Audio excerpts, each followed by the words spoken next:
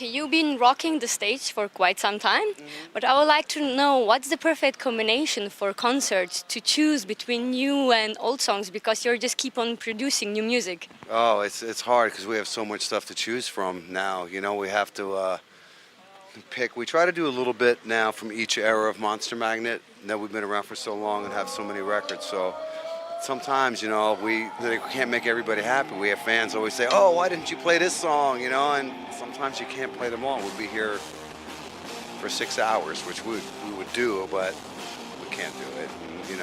But we pick carefully. Dave always puts a good set list together, and we're lucky to have the new record last year. So we're playing some new stuff. So that's a lot of fun for us.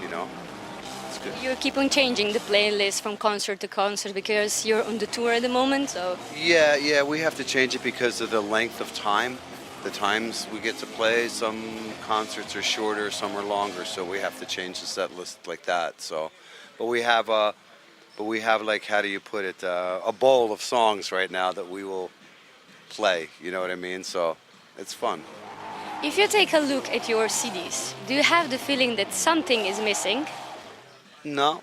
Because some of the fans are saying, "Where is your live CD?" They're expecting the live CD. Well, there's actually a lot of talk about that. That I would say we'll record a live record over the next year sometime, and we'll probably do it in Europe. There's been a lot of talk about that. I'm glad you brought it up because I mentioned it on the last tour. I read your rider, what you want for the concert. What is the thing with the yellow M&Ms? The yellow M&Ms. What do you mean? Only yellow? No, that's not what it is. No, we like peanut M&Ms. Because it has the yellow bag.